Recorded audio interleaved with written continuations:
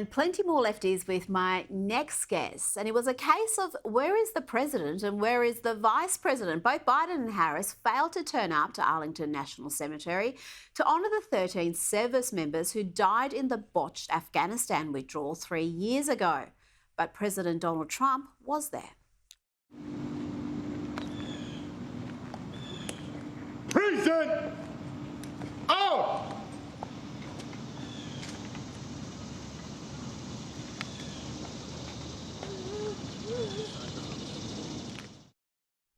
It says plenty that both Harris and Biden were not even invited, but President Trump was. Now, they weren't too busy. Biden had no public events scheduled. He was at his beach house, and Kamala also had no public events scheduled. I don't know, she was presumably busy practicing her different accents. Joining me now is Senior Editor-at-Large for Newsweek and Article 3 Project Senior Counsel Josh Hammer. Josh, they've had many failures during the Biden-Harris administration's almost 4-year reign now. But to my mind, the botched withdrawal of Afghanistan is in the top 5. Yeah, Rita, look, I was actually a conservative pundit who actually thought that the U.S. should get out of Afghanistan. I actually was calling for this for a while. From my perspective, after Osama bin Laden was taken out in Pakistan due to the Taliban and Afghan forces helping to harbor him, obviously. But after that, in my perspective, the mission in Afghanistan was actually done. There was no need to get into this nation-building crusade. But having said that, there is a correct way to do it, and there is a very incorrect way to do it. And to this day, those images, those videos that we saw, the people falling off of the convoy planes as they were taking off, the weapons left behind at Bagram airfield. I mean, we saw a military parade in Kabul just a week or two ago. The Taliban just going through the streets, showcasing hundreds and hundreds of everything from Humvees to shoulder-hoisted rocket-propelled grenade launchers to small arms, AKs, ARs, you name it there. I mean, that is our U.S. taxpayer dollars that is literally funding a terrorist organization. I mean, it doesn't get more explicit than that. So absolute shame for Joe Biden and Kamala Harris to not take questions from the press on this very solemn day. On the flip side, though, huge political coup for Donald Trump. He has very sound instincts when it comes to this sort of thing. This is not the first time that he has kind of pulled a stunt like this, but it's not just a stunt. It's also very much the right thing to do as well. Oh, absolutely. And former Democrat Tulsi Gabbard noted that as well. She's endorsed Donald Trump. She told the National Guard Association of the US, of which she is a veteran, that Trump understands better than Kamala Harris the grave responsibility of the office. And she also explained a little bit about why, after 20 years in the Democrats, she is now backing Donald Trump. So I mean what I say when I share with you that I know that President Trump understands the grave responsibility that a president and commander-in-chief bears for every single one of our lives. Whether you're a soldier, you're an airman, a Marine, sailor, or a coastie, he keeps us in his heart in the decisions that he makes. We saw this through his first term in the presidency, when he not only didn't start any new wars, he took action to de-escalate and prevent wars. He exercised the courage that we expect from our commander-in-chief in exhausting all measures of diplomacy, having the courage to meet with adversaries, dictators, allies, and partners alike in the pursuit of peace, seeing war as a last resort. The truth is, as we head towards our decision as a country in November, the same cannot be said about Kamala Harris. In fact, the opposite is true, and we're living through this reality today as this administration has us facing multiple wars on multiple fronts and regions around the world, and closer to the brink of nuclear war than we ever have been before. This is one of the main reasons why I'm committed to doing all that I can to send President Trump back to the White House, where he can once again serve us as our commander-in-chief.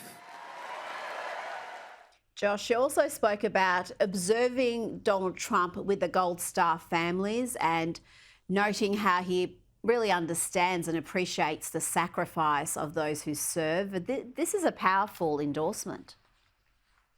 Extraordinarily powerful. I mean, it's probably important to remind the viewers here. Tulsi Gabbard ran for president of the United States as a Democrat just 4 years ago. I mean, she was in that very crowded primary, the primary that Joe Biden ultimately won. The primary, by the way, in which Kamala Harris did not get a single primary delegate because she was out well before the first votes were cast.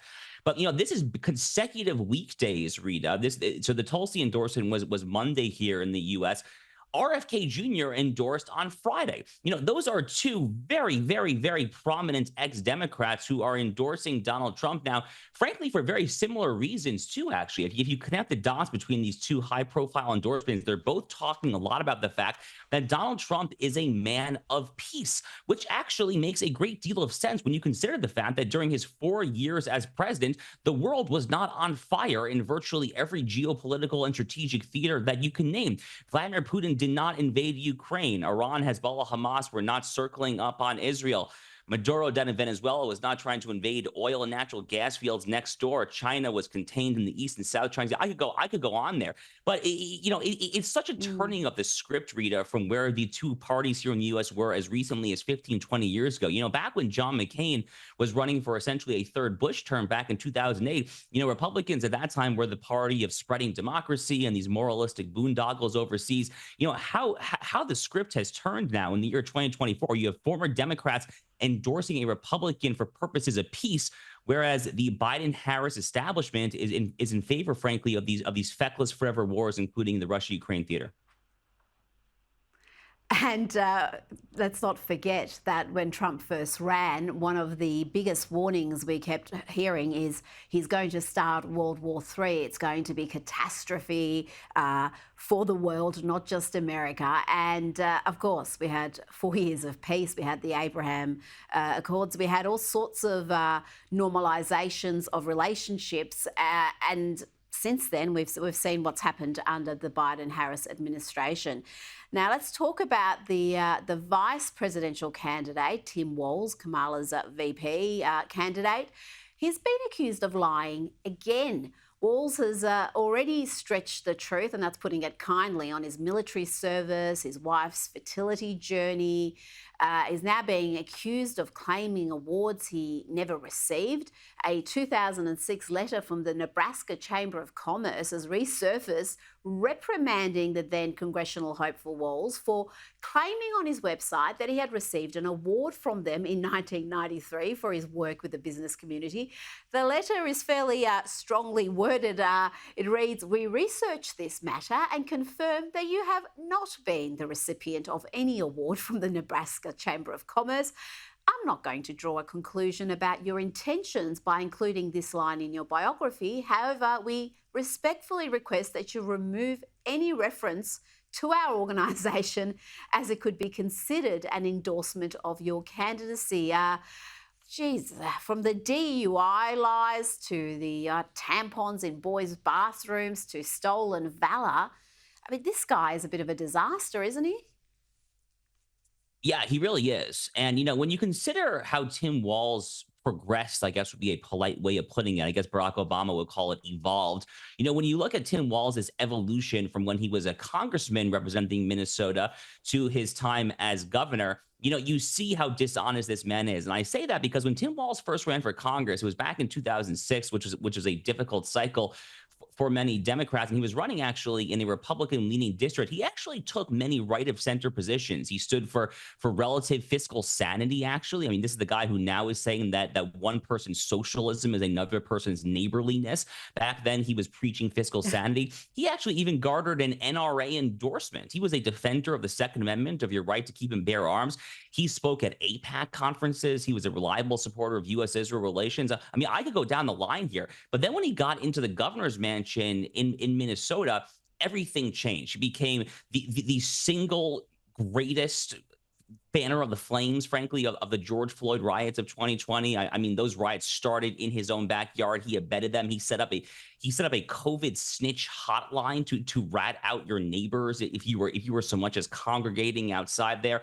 I mean, the guy just went from a centrist Democrat to a hard laugh socialist loonbag. And the fact that he was so dishonest, I guess, in retrospect, when he was representing Minnesota in Congress for 12 years, I mean, you look here at these statements from the Nebraska Chamber of Commerce, it kind of all makes sense. But, Rita, hearing that quote there, and it's a rather funny quote, actually, from the Nebraska Chamber of Commerce, here in the United States, I guess the equivalent expression of what they're trying to say, at least in the southern U.S., would be bless your heart, which is a very, shall we say, kind way of giving someone the middle finger.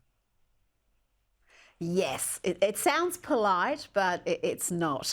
Now, Trump may have got the endorsements of Robert F. Kennedy and Tulsi Gabbard, but I think the most powerful endorsement he has in recent days is this, because many establishment Republican figures, the rhinos as they're known, Republicans in name only, are throwing their support behind Kamala Harris. There's around 200 former staffers of President George Bush, George W. Bush, and Senator John McCain and Mitt Romney backing Kamala. And I think this is wonderful news for the Trump campaign. I wouldn't be surprised if this makes his next ad.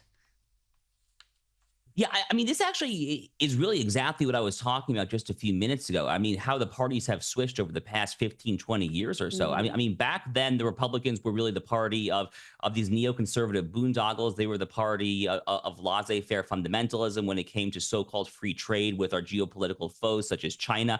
And back then, at least the economically populist, bordering on socialist wing of the Democratic Party purported to stand against those things. They were against wars. They were against free trade absolutism. They supported economic nationalism. And, I'm simplifying a little bit here, but 15, 20 years later, the script seriously has changed there. So, I mean, I'm not particularly surprised that a lot of these flunkies, the people that failed us in Iraq and Afghanistan, that had the wrong idea, the people that had this idea that admitting China to the World Trade Organization on a most favored nation status with the United States, the people that thought that would somehow end up as a good deal for the United States taxpayer, for the United States worker in the Rust Belt, the people that thought that would be a good idea to give our arch geopolitical foe the very rope with which to hang ourselves. I'm not surprised that these bunch of bumbling idiots are now endorsing the Democratic Party, because the party of Donald Trump and the current Republican Party has moved in a very different direction. I am happy with that, and I am frankly happy that they are not happy with that. Now, Josh, Facebook is claiming that it made an error, an innocent error, when it removed a page critical of cultural Marxism. This was a page connected to Conservative Liberal Arts College Hillsdale. But these mistakes are happening way too often near an election, and it always seems to be in the same direction. They claim it was just taken down in error, it's been restored, but I'm a little bit dubious of that, because I see this over and over again. And as I said, it seems to be these mistakes are only ever made against conservatives. Yeah, it's tough to say what's happening in Meta right now. Mark Zuckerberg is actually giving us very mixed signals. So it was actually, less than 24 hours ago that he sent a very interesting letter, Rita. I actually just saw this letter just an hour or two before I hopped on with you. And in this letter that Mark Zuckerberg wrote to Congressman Jim Jordan, the chair of the House Judiciary Committee, the strong conservative from Ohio, in this letter, Mark Zuckerberg actually, admits that the Biden administration was coercing Facebook to censor COVID-related speech. And then he says that he regrets not speaking up in hindsight because the government's trying to censor Facebook is actually wrong. So he's trying to do a bit of an about face here. And I also note that after the near Trump assassination in Butler, Pennsylvania last month, I also note that Zuckerberg had an interview where he said that Donald Trump came off looking like a total badass, frankly. So, I mean, I'm not sure exactly what Zuckerberg is thinking these days. He's giving us very mixed signals here, to be honest with you. What I do know is that I have long been of the opinion that we need something closely approximating common carrier regulation, the same way that your cell phone is regulated and you can't censor on the basis of content there. That is the way it should be for the social media platforms as well. And I think that's precisely what he's terrified of, and why he is.